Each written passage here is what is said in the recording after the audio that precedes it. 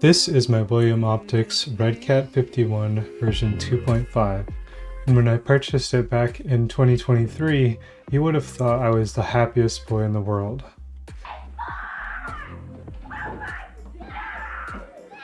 I've taken some incredible photos with this telescope, and even when I've gotten the whim to sell this scope and put the money towards something else, I've never been able to follow through with it. I don't know if it's the emotional connection I have to this scope because it was my first real piece of astrophotography equipment, or the knowledge that it's such a capable and portable piece of kit, or the adorable kitten graphics that keep me from selling this scope, but every time I've thought about it, I've never really been able to go through with selling it.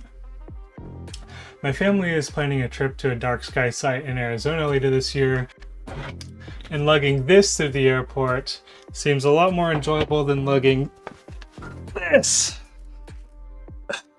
through the airport. So today I'll be making a few targeted upgrades to this guy to make it more enjoyable and to bring it more in line with what I've come to expect from my astrophotography equipment in terms of ease of use and automation. The biggest pain point for me, and the number one reason I've considered selling this scope in the past, is the lack of an easy way to attach an autofocuser. The barrel focusing design on the Redcat 51 is a nice touch to make it feel more familiar to daytime photographers with camera lenses, but it kind of loses its luster when it comes to astrophotography applications, and especially with narrowband imaging. Since I'm narrowband imaging with several filters, and I don't have expensive parafocal filters which share the same focus point, I would either need to refocus once I switch filters every single time, or I would need to shoot with one filter each night. Don't get me wrong, there's nothing inherently bad about the barrel focus design of the original Redcat telescopes. The mechanical mechanism of it is very smooth and it is enjoyable to use, as long as you don't mind getting up a few times during the night to check focus. But for me personally, I like to set and forget my gear, and I like to use the modern day autofocus systems that we have because there are so many options that are affordable and easy to get access to, like the Gemini autofocuser. So I took to the World Wide Web to look for some autofocus attachment options for the Redcat. One very popular option for this purpose is the Deep Sky Dad autofocus kit, but I own a 3D printer, so I don't want to buy 3D printed parts from someone else. There are two bigger issues with using that pre-existing design for me personally though. The first is I don't want to raise the Redcat off of the saddle any more than I have to. So when the Redcat is attached to its Vixen plate like this, it's very low center of mass to the saddle, but all of these focuser designs online have the focuser situated between the Redcat, the barrel of the Redcat, and the Vixen plate. So what they do is they actually raise the Redcat up by several centimeters to something like this, and then they situate the focuser below the Redcat. And what that does is it brings the whole center of mass of your imaging equipment up by that 20 centimeters. And that's not a really big deal with the mounts that I have since they can easily handle that weight. But I just think that it looks a little bit uglier, honestly. And I think that it just degrades the performance that little bit. So I would rather have the focuser mounted to the side of the Redcat instead of underneath it. None of these pre-designed files will work for me because I'm using the Gemini autofocuser, and it has different dimensions than the more popular ZWO EAF everyone seems to use for these things. For those budget-conscious astrophotographers out there, the Gemini autofocuser is a fantastic alternative to the aforementioned ZWO offering. At anywhere between $50 and $85, it's less than half the price of the ZWO focuser, and I've never had any issues getting this thing to work. Okay, so if I can't use a pre-existing file, then I have to design one myself. First, I sketched a rough draft of what I wanted the part to look like. Even though I'll be using computer-aided design, I like to hand sketch first to get a better feel for the part before going into my design software of choice. I find it easier to design a more complex part like this creatively on paper and then attempt to translate that paper design to the CAD software rather than trying to begin on the computer. Once I had a sketch of the design, I fired up Onshape to begin designing the 3D part. Unfortunately, the dimensions of the Gemini aren't available online, but a few caliper measurements later, I had a design ready to print. The final design doesn't look exactly like the sketched out part because I realized I have to have at least one completely flat surface for 3D printing optimization, so it looks a little bit different, but the design philosophy is the same. Okay, now that we have autofocusing out of the way, the next problem to tackle is power delivery.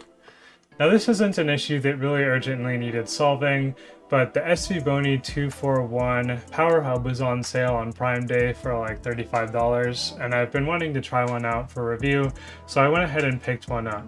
The SV241 doesn't have any smart features, and the ports are not toggleable in software like the 241 Pro, so it's essentially a glorified USB hub.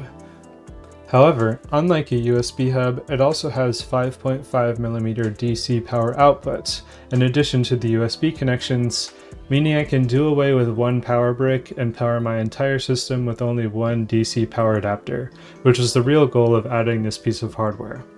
It also has an array of USB connections, 2 USB Type-A for power only, things like dew heaters or flat panels, one USB 2.0 Type-A, maybe for a focuser or filter wheel, and 2 USB 3.1 Type-A ports for high-speed data transfer for your main camera and guide cameras.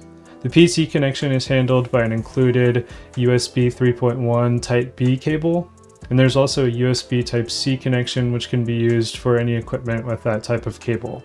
All this comes in a tiny package that can easily fit in the palm of your hands and weighs only 125 grams. Okay, so I finished putting everything together, and this is the final setup right here. So we have the Redcat, obviously, and attached to the Vixen dovetail on this side, we have the Gemini autofocuser. That's this guy. And it's using a belt that I had left over from my 3D printer build to go from this white piece, which attaches to the barrel focuser, over to the pulley on the Gemini autofocuser.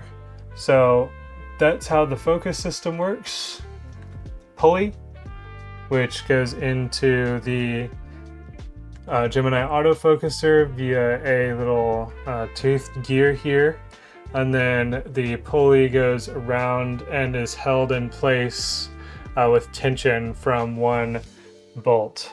And I noticed kind of when putting this together that it'd probably be good if I made a version 2 of this, which has a bolt on either side of the belt, because I don't know if it's easy to come across in the video, but the tension on the belt is kind of causing the whole 3D printed part to twist a little bit once I screw down the bolt to hold it in place. So I'm thinking if I had a bolt on either side, that would help hold the parts in place more equally and would distribute the force a little bit more evenly and would take out that little bit of kilter. I don't think it's going to matter too much in terms of performance, but it's going to be like a 5-minute redesign to just mirror that bolt assembly part onto the other side, and then maybe just 30 minutes to print the part out again. So I'll probably go ahead and make that change before I actually use this out on the field. On the bottom of the dovetail plate here, we have my mini PC. And this is a 3D printed bracket. I didn't design this. If I can find it again, I'll link it in the video description. But it just uses a little clamp type print piece here to hold the mini PC in place. And you can kind of push against the clamp and then slide it out. It sits on these two 3D printed little posts that then slide into some grooves on this piece. So I can easily swap the mini PC from one setup to the other. So this is a super nice print, very helpful. And then last but not least, we have the SV Power box on the side here. This is oriented so that the PC out plug is facing towards the mini PC. So there should just be one cord from this PC out port, goes into the USB ports on this side of the mini PC. Once again, I put all of the USB ports on this side because this is the side with the USB hub. Obviously, that just kind of felt natural. And then there's the 12 volt DC in here.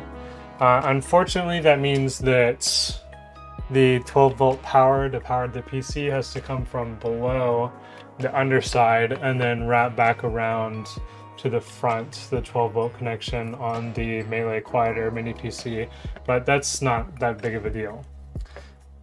So the USB ports that the camera and everything will be plugged into are on the top of the module here, which I thought was a fine idea, since when the guide scope is attached here and the guide camera is attached in, those USB cables can all come from the camera in the back. It'll intersect with the guide scope camera and grab that USB as well, and then those can just plug easily into the USB ports, which are facing up on the SV241. Additionally, if I want to have a monochrome setup back here, I would probably have the filter wheel USB go into the camera itself instead of going directly into the USB hub here. Also, the Gemini autofocuser has a USB output, and I can either run that USB output, just a very short run of cable below the scope to the other side up to here, which is where the USB ports are on the hub. So I think this is a pretty reasonable setup, and I'm looking forward to trying this out. Let's hope I get some clear skies sometime soon. That'll be it from me today. My name is Tyler. Thank you so much for watching the video. And if you're interested in seeing some of my other content, then a video that shows up here or here or here, somewhere on the screen, is what YouTube thinks you will enjoy the most. Thank you so much for watching again. Have a great day. Bye.